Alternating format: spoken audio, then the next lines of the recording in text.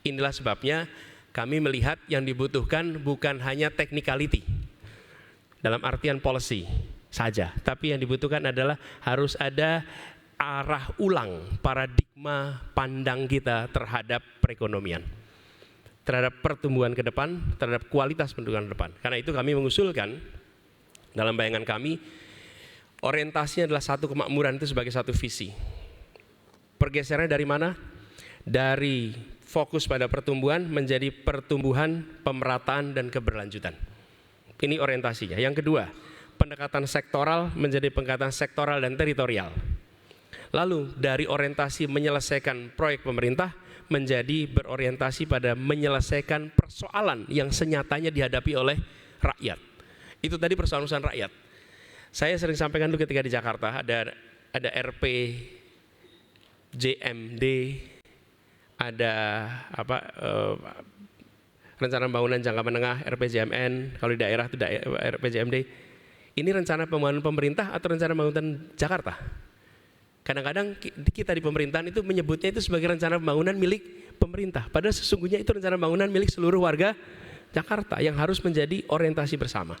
Nah, karena constraint waktu, jadi saya akan lompatnya agak cepat ya Mbak Filiani, supaya kita bisa dapat semuanya. Lalu bagaimana melaksanakan ini ke depannya? Jadi sekalian, untuk ke depannya kami melihat kita perlu meraih Indonesia adil makmur untuk semua. Kira-kira visinya itu. Fokusnya ada 4 unsur: manusianya, ruang hidupnya, interaksinya, institusinya. Ada 4 area yang menjadi fokus dari perhatian kita. Nah, untuk kualitas manusia, kita menginginkan agar keterdidikan dan kondisi kesehatan berkualitas untuk semua. Misinya pada penguatan keluarga.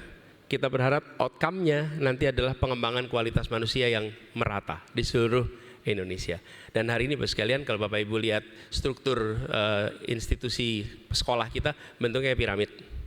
Selama itu seperti piramid, maka kita nggak akan mungkin bisa menyelesaikan persoalan ini. Jumlah bangku SD kelas 1 dengan bangku SMA kelas 3 itu nggak setara. Itu harus diubah. Ini persoalan menahun, selama ini nggak dibereskan.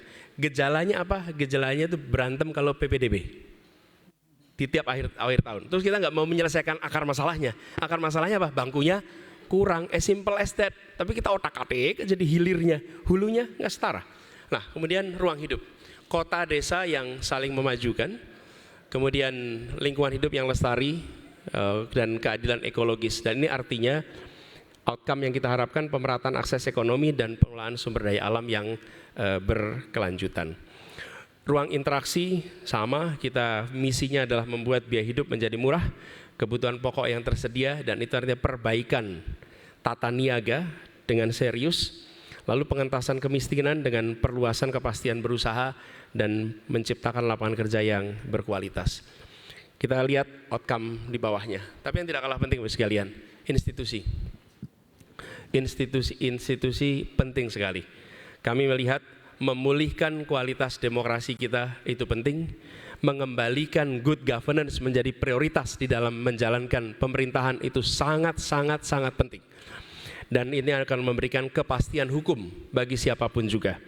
Lalu Indonesia yang amat luas ini perlu ada sinkronisasi atas kebijakan nasional sampai dengan daerah. Sinkronisasi ini mutlak dibutuhkan. Tanpa itu maka sulit sekali untuk kita bisa melakukan kegiatan perekonomian dengan baik. Dan sinkronisasi jangan disamakan dengan resentralisasi. Itu completely different approach. Kita punya kecenderungan kalau tidak sinkron di take over. Bukan, tidak sinkron itu artinya harus ada sync. Bukan kemudian otoritasnya dipindah, tapi koordinasinya, alat ukurnya disamakan. Dan kalau itu dikerjakan, sinkronisasi itu akan bisa membuat efisiensi muncul. Jadi Bapak sekalian, ini agenda-agenda, dan ada satu aspek yang tidak kalah penting. Saya akan skip saja ini yang terkait dengan ini karena waktunya terbatas. Tapi saya ingin menegaskan satu lagi yang sering terlewatkan, adalah peran koperasi. Peran koperasi di dalam perekonomian kita. kita butuh sekali hari ini mengembalikan koperasi menjadi salah satu pelaku penting dalam perekonomian Indonesia. Dan kami merasakan di Jakarta, ketika PKK itu memiliki koperasi, less likely terjebak urusan pinjol-pinjol yang selama ini ada. Dan itu kenyataan yang ada di lapangan. PKK di Jakarta untuk koperasi. Di kawasan pertanian kami melihat perlu ada peaktifan ulang peran koperasi khususnya di kawasan rural, khususnya terkait dengan pertanian, perkebunan, perikanan, peternakan, dan ada aspek-aspek yang kita harus kerjakan lewat jalur koperasi. Menghidupkan koperasi ini menjadi salah satu hal yang kita ingin prioritaskan. Waktunya sudah habis, jadi saya tidak bisa lebih jauh lagi, tapi itu kira-kira garis besar pokok pikirannya, dan mudah-mudahan nanti kita bisa berdiskusi lebih jauh. Terima kasih. Assalamualaikum warahmatullahi wabarakatuh. Terima kasih, applause buat Pak Anies.